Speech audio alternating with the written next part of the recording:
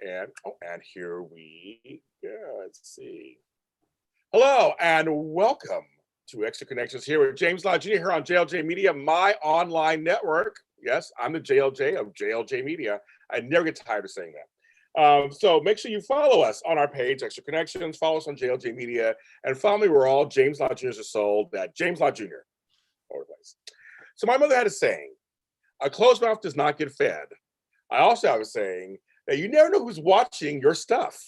I say it all the time to my mentees and tell them that all the time. And it does happen to me too. It really does.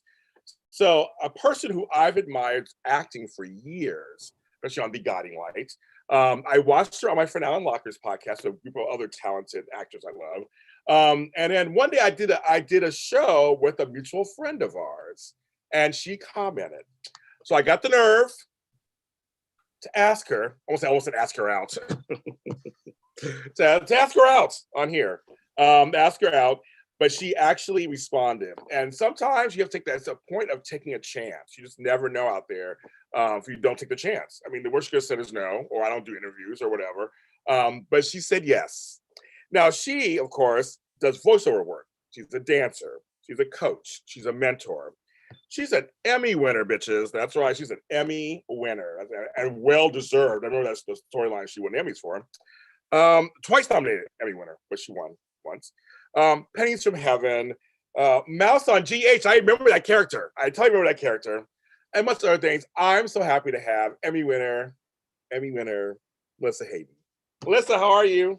I'm good. How are you? I'm good. I'm so happy. Thanks for doing this. Thanks for saying yes. Of course, my pleasure. Thanks for asking. I'm going to start hard already. I'm going to go right in. Wow. All right. Let me turn my volume up. Get ready for it. Because this is something for about 25 plus years. I don't want to say the years. I've been wanting to talk to you about this, actually. Okay. So on the show, The Guiding Light, a major component was Heart Dylan. A few things people thrown in, but Heart Dylan. Right. I kept saying David Grant. That's what you and I were saying too. Okay, I want to talk because the one played by Monty Sharp, Emmy winner, Monty Sharp. I used to go back and hell of an actor, Monty Sharp. What an actor! What he came on like gangbusters. Oh my god! I mean, so yeah, talk about Monty Sharp first. We'll talk about the actual storyline. We'll talk about Monty Sharp. Love Monty Sharp. Love him. He was like one of my best friends during that period, you know, and especially after the stuff happened with Leonard Staub. Leonard got in an accident. He was significantly injured, and Monty and I went a couple times out to see him, and you know, but I just so admired him as an actor. Oh my god! Yes, what an actor.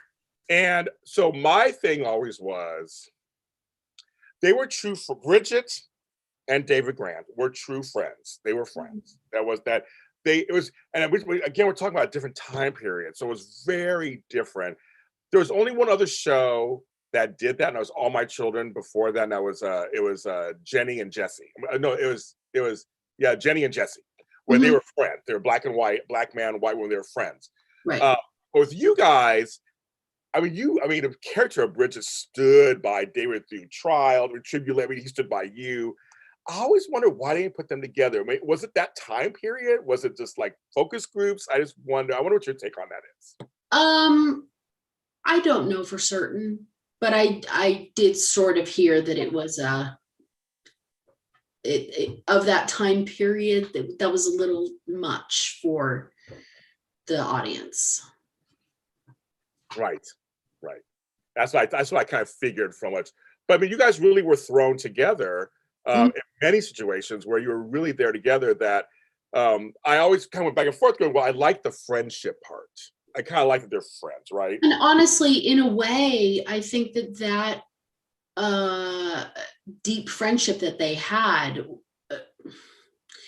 in a way, it was more meaningful on a soap than, you know, that they slept together, they, you know, dated, whatever, even if they got married. Like sometimes that, because there's tension there, there's oh my God, are they gonna, that stuff is always there, that I think it adds to it. I think it enhances the whole.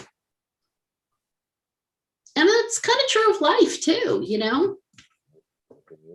It's sometimes the people we don't date that are more interesting. But okay, girl, it's so true. But no, that's the thing. I always tell people, you probably agree with this. I go, I have had, hello everybody in the chat room, I have had friendship breakups that were worse and painful. Only had a few, but they were painful compared to a relationship, right? Yeah. Yeah. That does happen. It does happen. It does. For some reason, it's like kind of thing where you're your friend. So you expect them to just, be there, not to ever betray you. I mean, on soaps, you always make fun of that kind of stuff. But in real life, they're your friends. They're there for you. They know who you are, right? Do thick and thin. Leave alone. But it's tough, girl, right? Mm-hmm. It is, but I personally, I'm super lucky. I have a bunch of friends that I've known since I was, I met them when we were 2, when I was 5, when I was 8, and she, you know what I mean? Like, I've got some friends who are really like family, because my family are in England and Connecticut and Rhode Island, and so we didn't grow up with cousins here in California, but we cobbled together families, and I'm still friends with those people. So. I had a similar thing because my mother's from New York. My father's from Louisiana. So growing up in California, I had some set. I'm an LA native. LA native. We're just we're rare. We're very rare. I think there's 3 of us. Yeah. Right. That's it. That's it. Everybody else is transplants. But we would always go to other places. You're like, why are you leaving for the summer? I see you guys in at school in fall. Like, we would run out and visit. Right. Was that similar for you too? Were you going off visiting your family? Oh yeah, no, it was usual that we were away the whole summer. Yeah. One place or the other, What do you think that has did that help you with your acting later? Being a person who travels well and other things? Oh, definitely. Definitely. And acting right from the get-go and before I started, because there's a thing that happened. I mean, I started when I was a kid, so it was a little different for me, but a lot of people who are transplants come to LA, go to New York in search of, driving for, they want this goal, they want this accolade, they want this whatever, this thing that they're after. And so they've got this sort of force that they come with, right? And then there's those of us who are born here and we go, it's just really kind of hometown, So I don't know. I think it's nice. And I think it really kind of held me in good stead as far as having a little bit more of a world perspective on things. Also having an idea of different characters and different people's points of views and different ways of life. And, in England, my aunt had a farm. And so I'd go be on the farm, raising a calf or whatever for the summer. So I was super lucky. Yeah. Now, I know you've coached kids, child actors, right? You've done that. Is there adults? Yeah. I'm curious the kid part first. I'm going to start with that because you mentioned your childhood. Is there a difference in coaching kids? I mean, besides logistical stuff, is it different than coaching adults if they're starting out as kids? I can't cuss. I like that. That's a great answer. I like that. You know what? It's not really that different. I have a thing where I try to figure out where the person is and I meet them wherever they are, right? And honestly, with kids, sometimes it's easier because they're used to being in school. They're used to having people go, no, that's not right. You got to do it this way. But you know what I mean? They go, okay, all right. They don't go, what? What do you mean? Oh, they're not outraged by a redirect. Tell me that about myself or change my mind. And sometimes it's just like, well, did you believe yourself? And they're like, nah, not really. And I'm like, yeah, I didn't either. Let's try it again. Okay. Right. But I always wonder if because kids are fresher, they haven't been in the world as long as us adults, Well, one thing that's really interesting is especially, and this is true of adults who are untrained, you know what I mean, who haven't been to a bunch of classes and don't have a lot of theory in their head, and they're not, and I think this is probably true of like, if you're trying to, you know, coach someone to be a golfer, you know, whatever, like they come just sort of more ready to hear what you have to say and try it. Rather than, well, Stella Adler disagrees with you on that. Okay, well, good for her. But this is, let's just try. I mean, what can it hurt? Let's try it, you know. Or go steady with Stella. Go ahead. Right, exactly. Good luck finding Stella. I love it. Yeah, no, I always feel like, you know, because you were a child actress, you came in, right, and you were just some powerhouses as a kid. I mean, you're talking like you came in, and because I mean, hello, I mean, you go to like Carol Burnett, things like that, but you worked with, so you saw some people doing their thing, so to speak.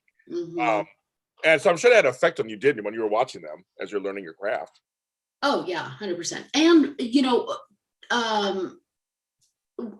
for those who don't know what he's referring to, so I my first job out of the gate, well, I was offered the lead in a movie when I was 8, and I said no, I didn't want to do it.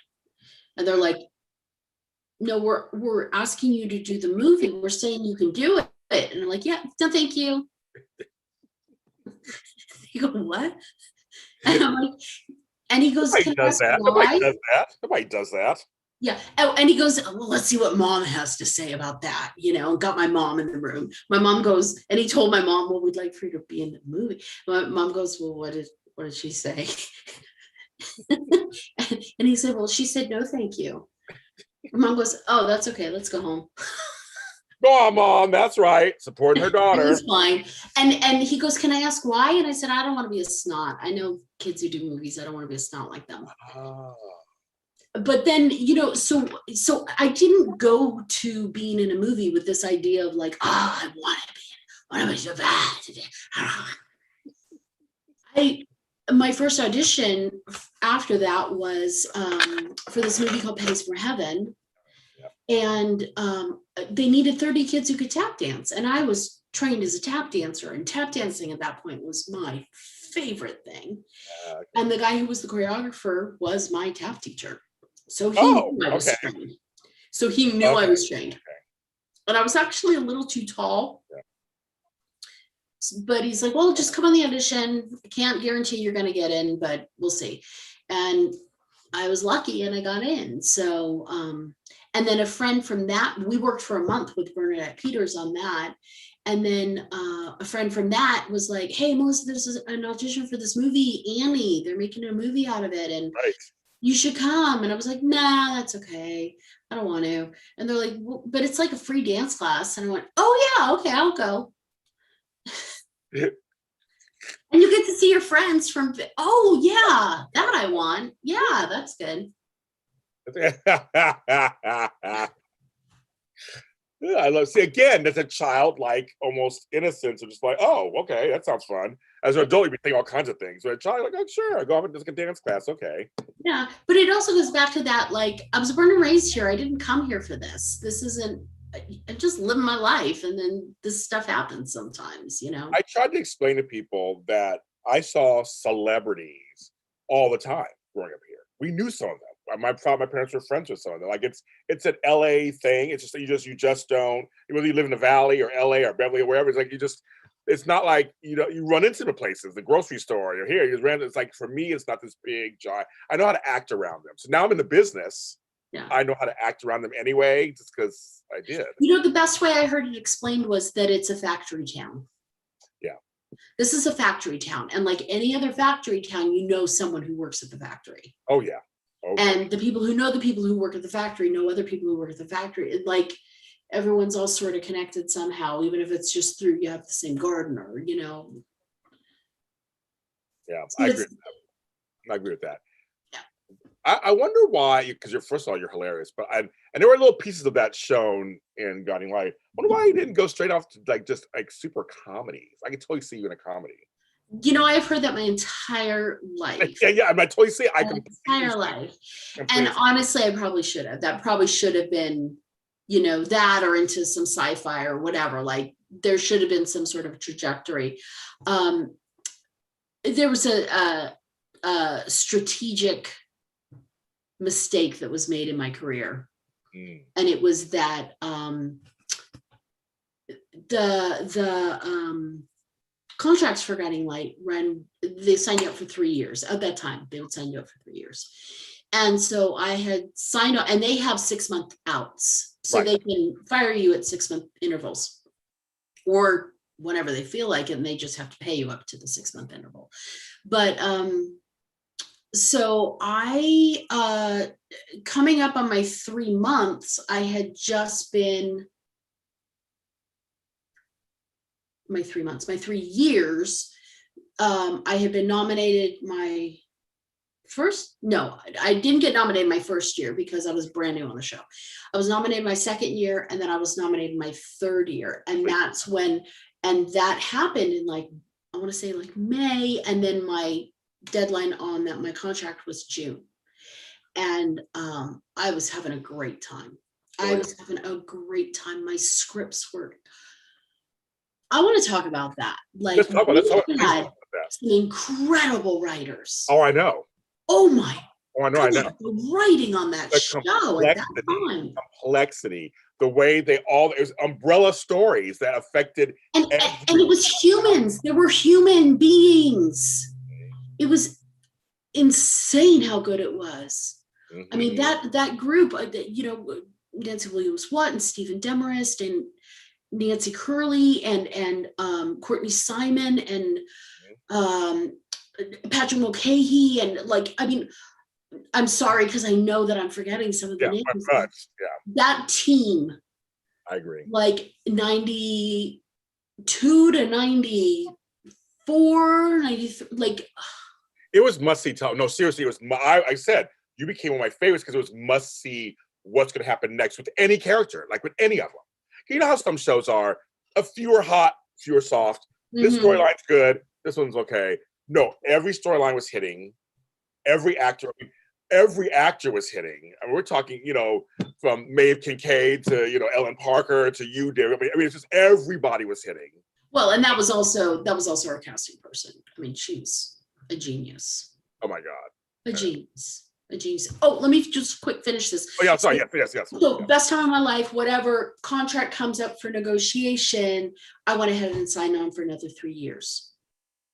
And what I should have done at that, and then 6 months later, we had a new executive producer come in, whole new writing team.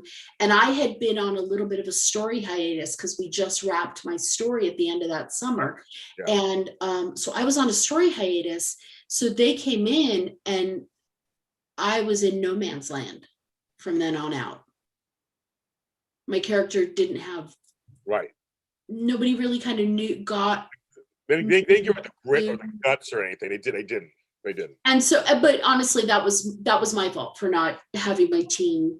Okay, you know what? And it was that thing of I was comfortable and I was happy, and I loved those people. I loved working with those people. I loved working on those scripts. Oh my God, it was great. So why am I going to go jump ship right now? But someone, honestly, I needed to, or someone needed to sit me down and go, we know you're having a great time, but you are 22, time to get out of here. Time to get out of here if you want a bigger career, Right. And honestly, but even with that being said, I'm happy with the career I've had. Yeah, I'm happy with the life I've had. I'm happy, how many zeros do you need in the bank? Whatever, it doesn't matter. It doesn't make you happier. I totally agree with you. I just was thinking you're so funny. I feel like you're just, I can totally see a broad comedy or some kind of comedy you being. But it's interesting. It's an interesting anecdote for people to know this. Because you give folks, everybody in chat was they agree about the writing staff at that time. I loved when Bridget interrupted Julie and Dylan's wedding. Well, we'll talk about all that stuff too. We'll talk about that in a second. That's all iconic. But no, you're giving people a glimpse of kind of how decisions are made sometimes. I mean, because we're all, because you're a business. When you're an actor, you're a brand, you're a business. You almost have to think that way when you make steps. It's not just, well, it's okay. You have to really think about it. And you're right. Although sometimes that, oh, okay, let's see what's happening. Sometimes that works because you just sort of like run it. I mean, I ended up doing stuff. You have, yeah. It was all just like, what, huh? Okay.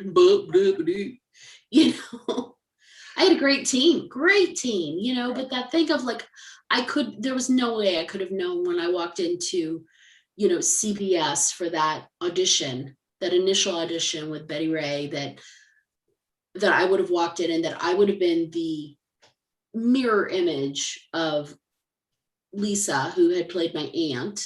Yes.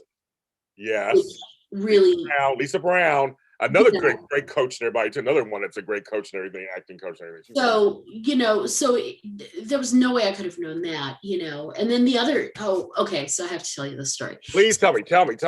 So I went in. They flew me out to New York. There were 5 of us that they were testing, and they had a scene with the Dylan character, and Morgan was there. He came in on his day off to do the test with us.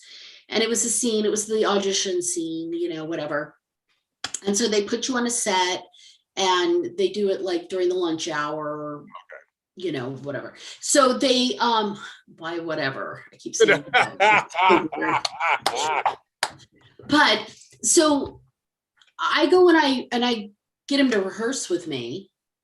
And, and they do all this blocking and whatnot. And then we have time in our dressing room. And I fell asleep in my dressing room. That's so funny. And other people were like so nervous out of their mind. And I was just like, oh, I need a nap. I'm fine. Like, okay. Whatever. Different for me was that I had already done General Hospital. So I sort of had a temperature for how the day works, how it runs, where we were in the schedule, how much time I had. I wasn't worried about, do I remember my lines? I knew I had them, so it wasn't a big deal. And then I go and show up. My nap has nothing to do with this. It was just, I liked my nap. But I go show up on set, right? And so we block it out on set and we block it and then we tape. And so we block it. The director comes out, gives us some notes, producers are there, whatever. And they just want to see how you function on set and how you are with the other person. Do you have chemistry with the other person?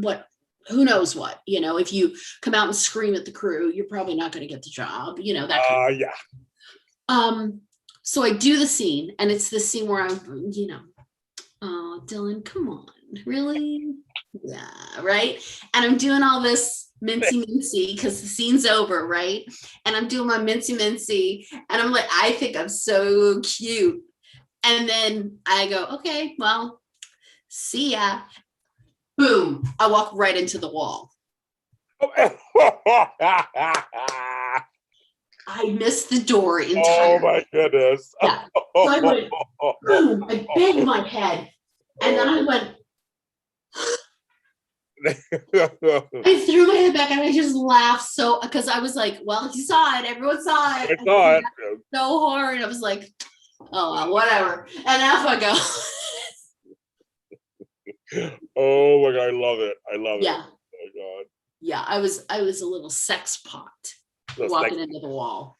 Well, here's my question. So you went on, so how'd you get General Hospital? I don't even know the story. How'd you get General Hospital first? Another audition, another audition, and it was, I was lucky because at that point I think I was 18 and I still could look like I was about 14. Yeah. So, I had strapped down my boobs and stuff, but, I got really lucky and I had a great storyline with Jack Wagner and I didn't know he was a legend and all that stuff. I didn't know what a big deal it was. I remember All I Need. You remember that? Okay.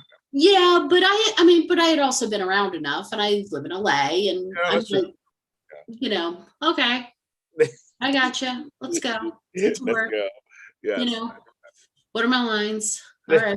Yeah. And it was interesting, Jack actually really helped me because I was young and that was my first daytime. So that was the first time I had 30 pages of dialogue a day. Right. And it was all with him. All my scenes were with Jack for months. Yeah, I remember that. Yeah. And so, I'd go to his dressing room, we'd run lines and he really kind of took me under his wing as like a brother. He was really protective of me. He also showed me that if you make friends with the prop guys and you go in the prop room, like they always have like the makings for a tuna sandwich. Oh, hey, that's right. Or soda or whatever. Like they've always got some little snacky snacks, right? So that was super helpful. But also at that time, some people were still using teleprompters. Oh yeah, back then, yes. Yeah. And so they had teleprompters there for us. And I'd be like talking to him, and then I'd go, yeah. Like, oh, he was not putting up with that.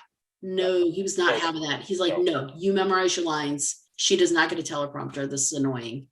We're not doing that. No. And thank God, because then, 6 months, a year later, I'm over at Guiding Light, not a teleprompter to be seen.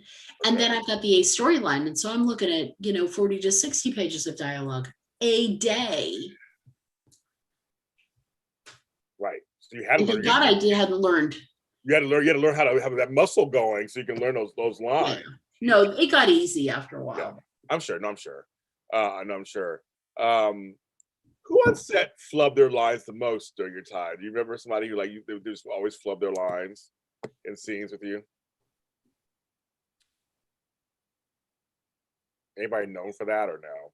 Not really, because it was, that group that I walked into, the older gentleman, William Rorick and yes, Larry Gates were the old guys on the show, right? And they each individually were like, we know our lines here. We show up on time. Welcome to the family. Yes. But that's what we do out of respect, not for the other actors, for the crew.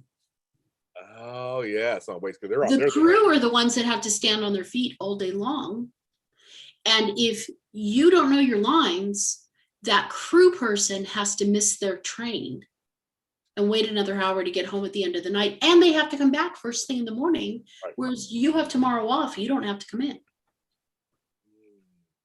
So it was like, okay, gotcha. Very smart. I like that. The crew's the hardest. I mean, come on, folks. The crew is the hardest workers. I mean, they're before you get there, after you leave, they're there. Yeah. It's almost insane how hard they work.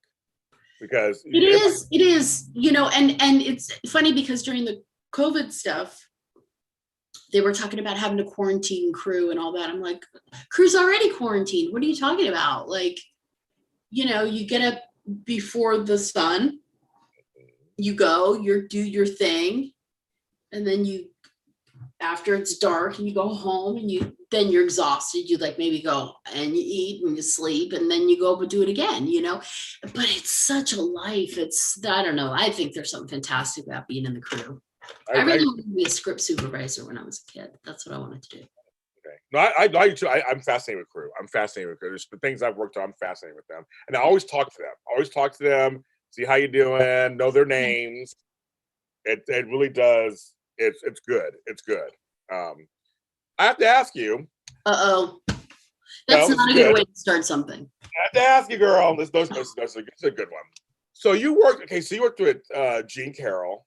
Yeah. That story. So that storyline, I really want to talk that storyline a bit because I want to know that storyline could have been easily in the wrong hands. Just farcical, whimsical, stupid, ridiculous. Yeah. I can use all the adjectives, but it was fascinating and engrossing. Oh, good. Screaming at the TV, going, "Oh my God!" You were in the attic for like 20 years, it seemed like, but you were in that. You missed everything. Your aunt died. Everything was. You just missed everything. Everything was missed. I mean, that's crazy. So, I mean, when you look back at that storyline, what are your thoughts on that storyline? Similar, I mean, Ellen Parker, come on. Ellen Parker. Yes. Gosh, what a powerhouse. What a quiet powerhouse. I mean, she was like somebody just was consistently, you're going, wait a minute. She was always that good. Like, everybody talks about the whole death stuff. But I'm like, no. Before all that, she was always Maureen. When she came as Maureen, she was always good. Always. Your talks, I mean, like yours, Bridget's talks. I mean, all that stuff, you know, you and Michelle and you and Herbert, like, it was always good, wasn't it? It was, you know, it was. And it was actually like, for the most part, during that time, the love and the care and the concern and the camaraderie that you saw between the characters, the actors all felt it too, you know. And, you know, I gotta say, because the scripts were so good, everybody came to work happy to work. The prop guys were like, oh, good. Okay, so I've got this, you need a basket. I was thinking this would be a good basket because it looks like, you know what I mean? Like, right. Everyone was, because we were all inspired by the scripts, inspired by the writing. And when you, because it all stems from that, right? So when we had good scripts, everybody was happy. For the most part, I mean, you know. No, you understand what you mean, but that makes sense. But yeah. That makes sense because you're excited to act it out.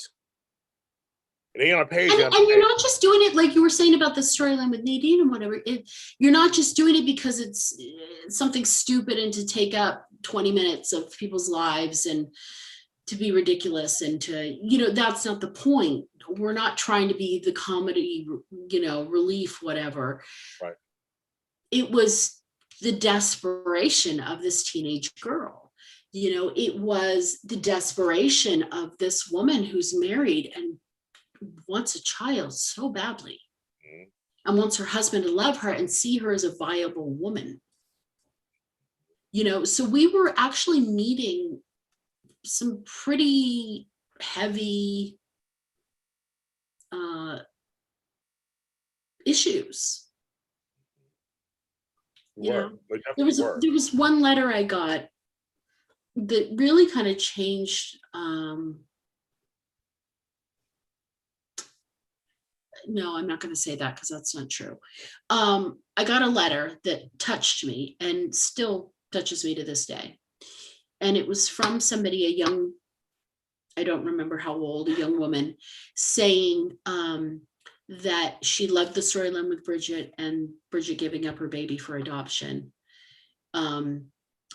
because she had been given up for adoption and she had always hated her mother. For giving her away and just not caring. And then it was because Bridget cared and didn't want to give up the baby, but thought that that would be the best thing for the baby, or whatever she got out of that storyline, you know, that it changed her mind about her own mother and about her own experience as a child and about that possibly she was loved and not just abandoned. And right. See, and people and something on television can affect change in the world. It's on your television. It's in your house. Back then, especially, it was in your house. Yeah. You know, you can't help but change a life or two. Yeah. Through good storytelling. And you, I mean, literally, your character went through the arc of giving up the child, then wanting a child back, and then you and Vanessa having to come together, and literally, again, not really done on Daytime even back then, shared custody. Decided you shared custody, but then in the end, when you decided to leave the show, she allowed you to go off. You know, it was very interesting how all the ups and downs that went with it, but it was a full arc. I mean, from the pregnant teen to actually being a mother. And what was also pretty interesting about it was almost in real time. Yeah, I would say yeah, basically. Yeah. Not entirely. I mean, I think they truncated it a little bit, but yeah. You know, the months in the attic, quite a lot of that was done in real time. So you were not just in the attic forever. Like, I feel like, I mean, I know it wasn't forever. I feel like you were in that attic forever, like you were forever, and they made you huge too. I was like, okay. Well, part of that was me too. Part of that was me too, because I was like, no, we're not going to do a Pretty Little TV pregnancy. And plus, if I'm sitting in an attic, I'm eating some Twinkies. I'm not going for a walk down the street. You know what I mean? Like, I'm not Yes.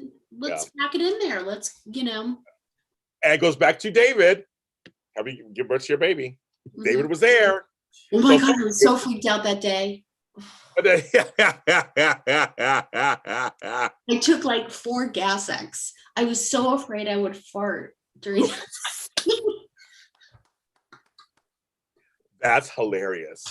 That's hilarious. Oh my God. Yeah. Well, you push it out. I mean, you fake or whatever, you're still pushing it out. Oh, and then so then he delivers the baby and he hands the brand new baby to me, and the baby lifts his head up and looks It's like, down, baby, down. You're not acting right now. It's like well, because there are child labor laws and you can't use an actual newborn and blah blah blah, whatever. But and you know what's interesting is that kid, that baby that he handed me on that first day in that first shot ended up being Peter the whole time. Oh, I didn't know that. Okay. Oh, he was Peter. Okay. We had backup babies, and there were always backup babies and backup kids, in case there was a problem, whatever. Yeah. But it was almost Joe the whole time. That's wow. That's very interesting. Okay. Even towards the end when you came back and all that stuff, was he? I can't remember. Did he come back with you or no? He came back towards the end, before it ended. The show ended. I don't think he came back with you. No, he didn't come back with me. I wanted him to. He should have. Because I still am in touch with him a little bit, through Instagram and whatever. So. So they're saying in here, Melissa was so formidable on GH. She was a force of nature. She gave Sarah Michelle Gellar and Heather Tom a run for their money. Beth and Frank, if you know who they are, folks, that's Beth Ehlers and Frank DeCopolis. Both have said that the GH actors weren't just actors, but family. And showed from then to now, plus everyone learned from each other too. We saw the growth and development of her character, Bridget. Mm-hmm.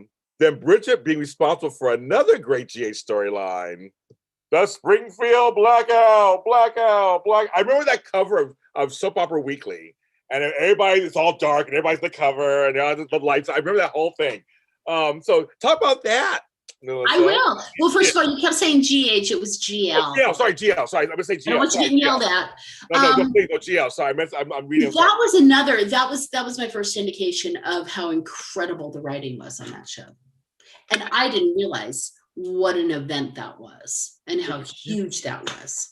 Yes. I sort of got an inkling of it because the girl, Rachel Miner, who played Michelle, got stuck in an elevator with Holly and had scenes with Holly who she'd never had scenes with before. And I remember her talking about it and being like, oh my gosh, I get scenes with this other character. This is amazing, They told me that they were going to have my character be home alone with all the lights on and the music playing and stuff and cause a blackout that would black out the whole town and leave people in situations with people that they're not normally with or whatever. Like it was going to turn everything on its head for a minute. Yeah. And smart, very smart. Oh my God, incredible. But I got to tell you, the first thing I did was I went to work on why would I have every light on in the house, apart from being a teenager who doesn't care about the bills. Right. But what they had given me was, in my backstory was that I had, I think 5 younger brothers and sisters or something, or 4 younger brothers and sisters. I was one of 5. And so they were out of the house. And so for me, what I was playing is, it's my first time ever alone in a house. And I'm scared. Oh, there you go. Okay. And I'm going to act like I'm not scared. I'm going to act like I'm having a party of one. And I'm going to try on every bit of clothing I have. Like, so all the stuff that made sense to me I was just distracting myself, trying not to be scared. That makes sense. Well, that actually makes sense. That makes sense. Oh my God. And that set, they let me, my first day I walked out on the set, it was like perfect. And, and so I walked in and I'm all.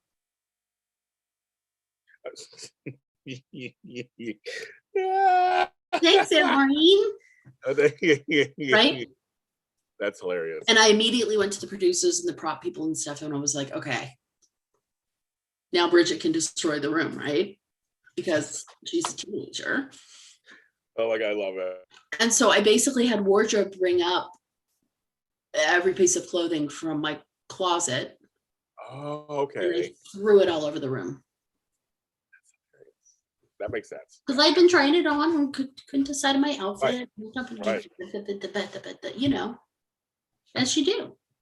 As you do. Exactly. You don't pick up after yourself. It's on a chair. It's on a couch. It's wherever on the floor. You're on the bed. You don't pick it up. That's so funny. Where is your Emmy? I think I see it back there. Is it back there?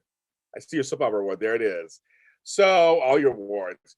Well deserved, first of all. But I always have to ask you about anybody. A golfing trophy. Do you see that one? I know. I see that. I saw that over there. I love it. I do. I love that. I love that. Bowling trophy. I don't have a bowling trophy. I'm a bowling person too. I love bowling. Huh? I have my own bowling ball and shoes. No. A big hero. Wow. Because I wear a size 14 shoe.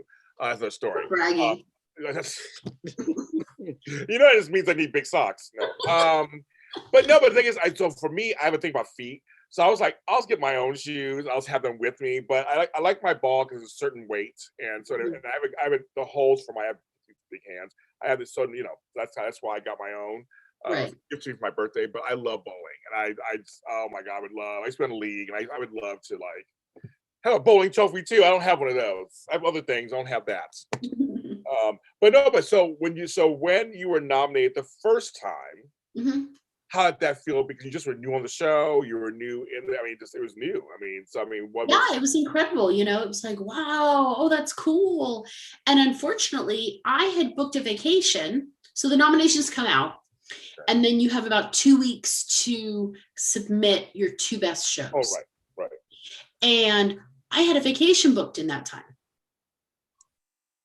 So my mom was flying to New York, and then we were flying to Florida, and then my friend was working on a cruise ship, and then we were going to get on a cruise ship because my friend, I hate cruises, but she was working on it, so that was fun. And so we did, I can't with buffets. I lose my appetite. There's just nothing good about that. I love it. That's so funny. So, yay, nomination. Oh, but look, I'm leaving. And so I left, and I let the producer, I had no idea. I let the producers pick my 2 best shows, and who knows anyway. So then I didn't win that year, which was actually okay. Because Monty won. Oh, that's right. Monty. Yeah, he won that year. He won that. He came off stage, and I was sitting right there in the front row. And he came off stage, and he was shaking, and he was like, after he had done his speech and everything, and they were taking him off to the press room, and I was like, oh my God, whatever they did to Monty, don't do it to me. I don't want it. I don't want it. Yeah. And I was the next category, so I was like so relieved that I didn't get it. But what it did was after a while, I was like, oh, okay, I need to be smarter. This is my business. And so I just sort of kept track of my diary when it was a good air show. Oh, okay. So that if the nomination did come around, I knew like the sort of 20 tapes to pull and look at. And then I got really great advice from Liz Kiefer. Oh, yeah. Lake. Yeah. And she said, because had she sat on a blue ribbon panel, or she knew someone who had, or some whatever.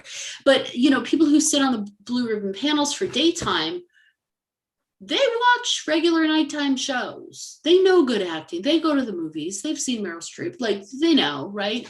So she's like, pick something that's not daytime-ish. Pick something that's nighttime-ish. And I was like, that is so smart. That is so smart. Because then I didn't pick the shows where I had the most scenes, or where because that would be the first thing you would think is, well, I had a lot of material in that one. Also in that one. No, I sent one of the shows that I sent. I think I only had 4 scenes, and they were fairly short, but they were with Roger Thorpe after he had been shot, and it was just the 2 of us, and they were dark, and I didn't have a lot of lines, but they were tense. And got it. Yeah. Because the whole thing was it was very stylized. I remember those scenes.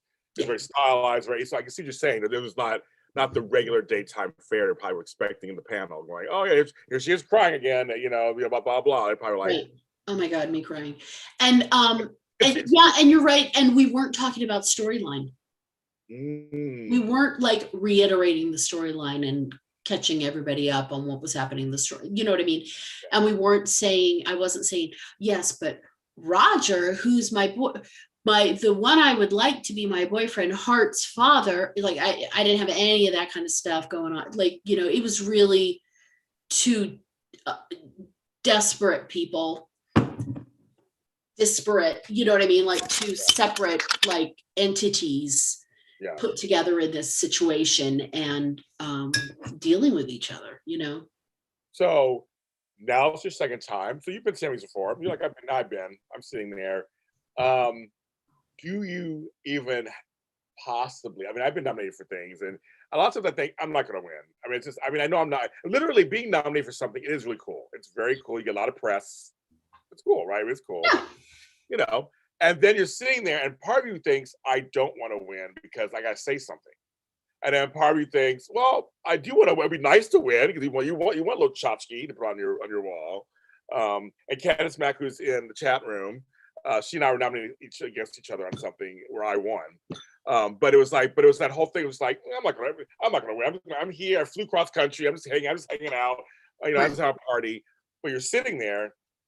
Do you remember them saying your name at that moment, or do you remember the reaction and it's your name? Do you remember that moment? I do. I've seen the tape, right? Yeah. So, but going into it, it was a thing of, we did interior voting first. So we only nominated 2 people in each category from the show.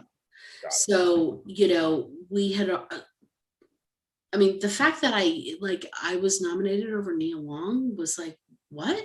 I know Nia Long. Oh, another that storyline. Oh my goodness. Right. So, anyway, and then we're there, and Sarah Michelle Gellar was being followed around by or Entertainment Tonight or somebody there was a news crew following Sarah Michelle Gellar on her thing, and I was like, well, clearly they must, why would they waste their money? It's pretty clear she's gonna win. Okay, good, and then they said, and the winner's and I thought for sure they were saying Melina. Oh God, okay. And I was like, Melina, it's Melina. And then they said my name, and thank goodness I went like this because I cussed. Oh yeah, I love it. Like, oh blank. Oh, exactly. And my brother had come out to be my date for the thing, and he was sitting next to me, and my boyfriend was like somewhere else in the cheap seats. But I had my brother there so that I could do one of those, and get him on camera. Yeah. But he had said to me like the night before in the car on the way over there, now just be careful if you win and you're running up there, don't trip, because if you fall, your skirt will go up over your head. You tripped? No, I didn't. You didn't trip. But I had that in my head. I had it in your head. Don't tell you like, oh my God, don't trip. Like, I'm worried I'm gonna kill you. Don't trip. Yeah. It's so funny. And you have it. It's just, but I always tell people all the time, it's nice to have, but your career goes on. You get back to work on Monday, life kind of, it kind of just goes on. Well, and also I gotta say, like the day after I won it, I was like, oh my God, now how do I be an Emmy-winning actress? Like, how do I do that? I don't know how to do that. Like that, I was kind of freaked out, and I was also kind of like, that's all? Okay. Seems like a bigger thing to me, them. Yeah. But they are very dangerous. The tops of the wings are very sharp. They're very pointy. Very pointy. Be careful. You kill yourself, impale yourself on an Emmy. Someone that night had cut their arm with theirs when they just won it, and they cut their arm, and you could tell who he had hugged because they had blood on the back of their outfits. Oh my goodness! All right. So now you came back towards the end. I did. Which was great. What were your feelings about this? Back then soaps didn't end like that. It was like it had been on for like 80,000 years plus radio. but like that and As the World Turns were ending just before All My Children and All My Life to Live. I know for me, I was like, no, soaps don't end. I mean, they don't just go off the air. What were your feelings about it when you heard it was going off the air? It felt like it was such a shame, because especially the way they were shooting it then at the end, Oh, yes. they were really shooting it like little indie features every day, and everyone was really giving it everything they had, and they were shooting on a shoestring budget, and I had heard from back in the day, back in the 90s, that like the soaps were the workhorses of the networks, and that they would pay for X number of pilots to be done every year, that the nighttime shows were working off the back of the soaps. And so I couldn't figure out why it would be going under. Business-wise, it didn't make sense to me. It did make sense as far as like, well, maybe just Procter and Gamble didn't want to be in that business anymore. And that I can understand. Okay, fine. But then why didn't CBS pick it up? It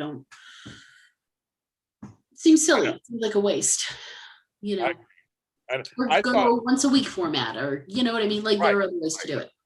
I think it was also ahead of its time a little bit, because I know a lot of people talked crap about the way they were filming it, and now things are being filmed that way all the time now. Like literally handheld. It's and even some of the soaps today are trying this little handheld. General Hospital doing a little bit too, the handheld stuff. So I always feel like that was such an interesting, that this was ahead of its time. I guess they weren't ready for that. Yes, I guess that style. I wonder if it would have worked now, but it's kind of weird. They just were like, I don't know. And like she said, on April Fool's Day, they made the announcement. April Fool's Day, they made the announcement. How ironical is that? I didn't realize that. Yeah. It's, the announcement. I don't know, and and the cameras have gotten better and smaller and lighter and all that. Right. So yeah, I don't know. I mean, I do know that the crew and the cast that I walked into when I went back, yeah, there was some of the heart of it was still there, but everybody was doing everything they could to keep everybody else's job afloat. Yeah. And so when they asked you to come back, was it a no-brainer? Like, sure, I'll come back. I mean, I'll come back. Oh, absolutely. So, absolutely. Yeah. And I can't even remember, like, I may have asked them, like, I don't know, but it was, I mean, it's really the kind of thing of like, hey, we're having a family reunion. You want to come? Yeah.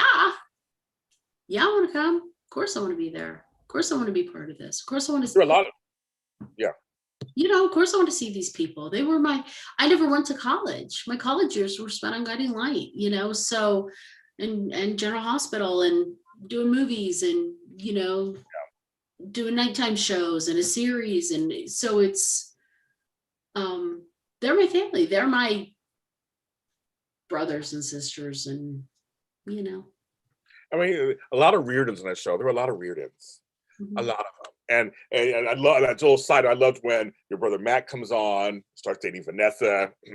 That's a whole fun. Actually, I love that couple again. I love that couple. I thought, again, almost ahead of its time, doing the whole older woman, younger man thing, where again we saw old men, old geezers with babies.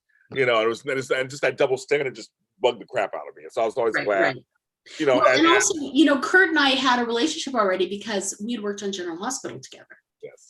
And I was friends with his wife, and you know what I mean? Like, we knew each other already. So they're like, he's going to play your brother. I almost fell over crying. I was so happy. Oh, good. Yeah, good. It's all but, I mean, so there is a difference between New York soaps and LA soaps, right? In the acting part, there is a difference, isn't there? Or do you think no? Yeah. I feel like New York soaps were much more theater-trained actors on soaps, where in LA it's more episodic acting. Yeah, for sure. I also feel like back in the day, I don't know that it's true anymore. Yeah. The LA actors were paid better than the New York actors. Okay. But then again, some of the New York actors were doing Broadway after they left. Right. So. I mean, there's some amazing folks out there, but I think so. what brings you joy when you are coaching other actors now? Like, what brings you joy about that? What is it? Is it just sharing your knowledge, just seeing them grow? Like, what brings you joy?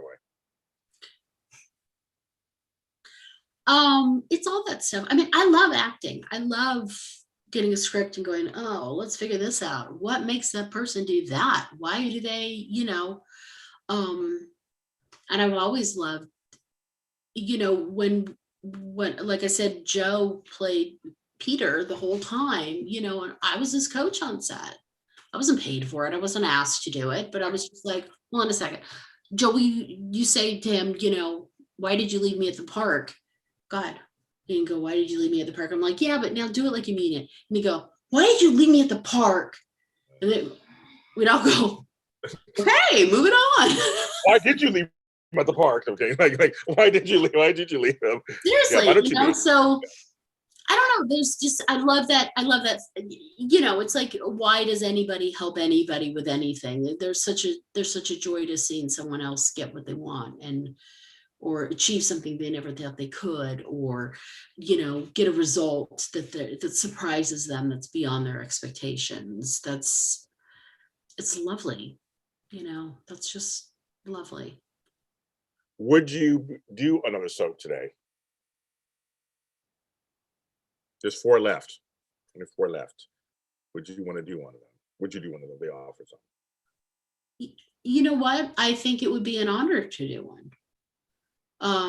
Especially if it was an interesting character and there was story and some good actors to work with. I think that would be a pleasure. Yeah. It really is sort of a truer form of the artwork because of the amount of material that has to be covered in such a short amount of time. For the actors, you have much more freedom and control, and you're sort of left alone a whole lot more.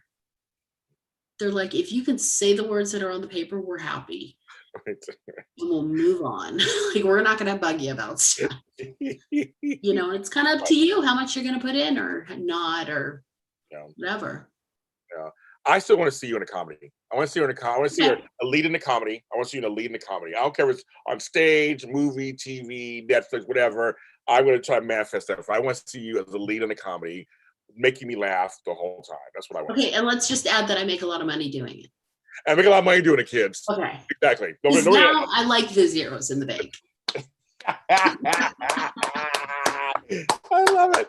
Melissa, thank you so much for doing this. You really have made my day. You made my good. I'm glad. So much for doing this. Thank you for having me. Thank you for doing this. This is lovely that you do this.